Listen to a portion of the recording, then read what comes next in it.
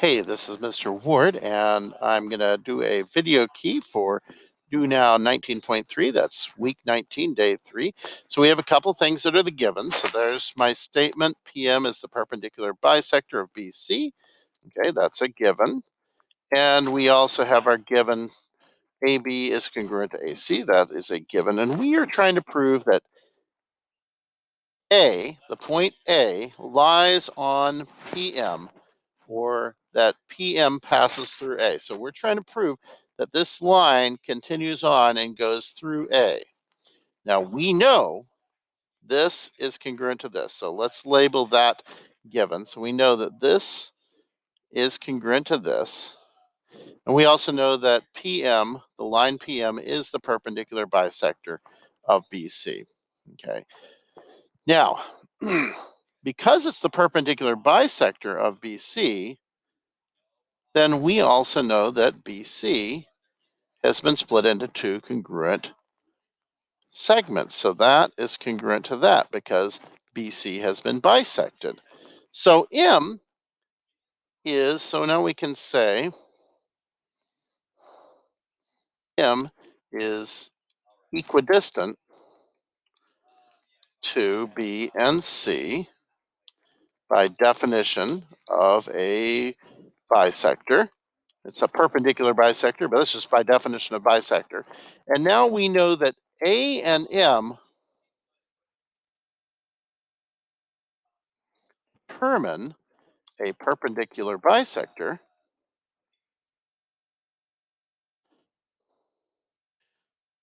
Okay, because A and M are both equidistant to the endpoints of BC. Okay, so A is on the perpendicular bisector. I could say A is on PM because A is part of the termination of the perpendicular bisector of BC. Okay, there are other ways you could probably prove this, but this is the one that I chose, and I think it's fairly straightforward. So how did your proof 1A provide support for Theorem 24? And answers are going to vary here, but basically, Theorem 24 is saying that if a point is equidistant from the endpoints of a segment, then it lies on the perpendicular bisector of the segment. So what I was able to do, I know P and M are on it. Okay, so I could also have used P instead of M.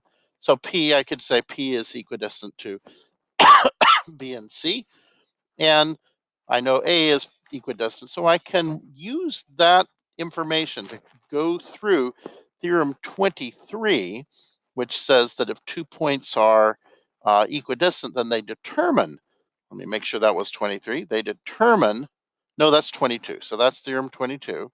I'll make a note of that up here, Theorem 22. It's more important to know what the theorem says than what the number is.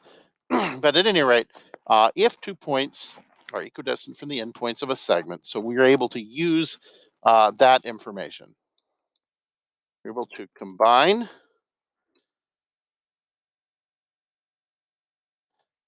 the ideas in Theorem 22 and Theorem 23 to demonstrate first that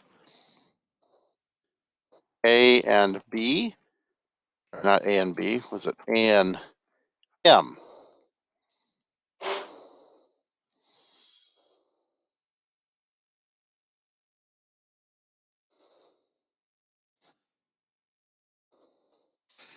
Just the ideas, combine the givens and the ideas of theorems 22 and 23 to demonstrate that first that A and M were equidistant to the endpoints of of the segment, I think it was BC,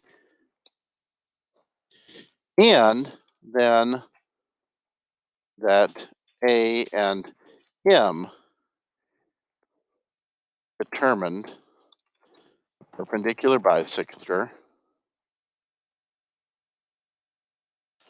of the segment just as well as P and M do. Good. Okay, so there you go. Your answers, so answers may vary. Okay. Now, 1C, which theorem is best for the reason in statement 4? So we've got we're trying to prove the perpendicular bisector of a chord of a circle. Now, chord is any line segment that goes from one part of the circle to the other. The longest chord happens to be the diameter, but this is a chord of the circle. So we're saying that prove that the perpendicular bisector of a chord of a circle must pass through the center of the circle. Okay, so it's the perpendicular bisector, which means that this and this are going to be congruent. So here's the information we have. We have circle O with chord AB. Okay, so circle O, that's given. So that's an important piece of the proof. Then it says FE or EF is the perpendicular bisector to AB. Well, that's EF or FE, it doesn't matter. That's given. Okay, so we've bisected AB. Now, we draw OA and OB. So that's something you want to include in the proof. If you are drawing something, you want to include it. And then 2 points determine a line. Okay.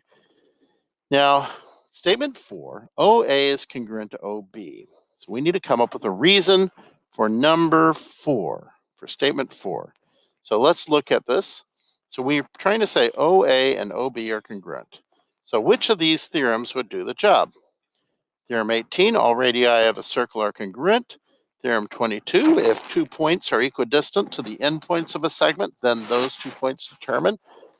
Okay, and theorem 23, if a point is on the perpendicular bisector of a segment, then the point is equidistant to the endpoints. And theorem 24, if a point is equidistant from the endpoints of a segment, then that point lies on the perpendicular bisector of the segment. It seems like these two don't have anything to do with proving that OA and OB are congruent, nor does theorem 22. And in fact, OA and OB are radii of the circle since they start at O, which is the center of the circle. When you name a circle by a letter, you're identifying the center of the circle. And all radii are congruent in a circle. So we're dealing with theorem 18 here. Then 1D, what's the best one for the reason for statement 5 below? So statement 5 says FE passes through O. Okay. So let's take a look. If 2 points are equidistant to the endpoints of a segment, then those 2 points determine. So we're only talking about 1 point. We're not talking about 2 points. Okay, there's a line which happens to have a couple points, but what we're just trying to say, does it pass through O? We know that FE is the perpendicular bisector. Does it pass through? Okay, 23, if a point is on the perpendicular bisector, well, we're actually trying to prove that it is on it, so that doesn't do it. Theorem 24, if a point is equidistant from the endpoints of a segment, then that point lies on the perpendicular bisector of the segment. Well, we just stated that OA and OB are congruent, so they are equidistant from the endpoints. So it seems like theorem 24 is the one for us here. So there we go. Now, the last question here asks you to consider how the 3 parts of this strict procedure below get applied. Okay, there's strict procedure 1, prove that the line in question is a perpendicular bisector of some segment. Okay, so we're temporarily ignoring the main point in question. Okay, so here we go, back to here. We have definitely determined that. Strict procedure 1, we've determined that because it's a given. The given says FE is a perpendicular bisector to A, so that's good. Okay, so I can say SP1 determined by the given, be the second given. Okay, and then SP2, prove that the point in question is equidistant from the endpoints of the segment. So how did we do SP2? Well, we took advantage of the fact that all radii are congruent. So we used SP2, used Theorem 18 to show that OA and OB are radii that are congruent. Okay, so since all radii of that circle are congruent.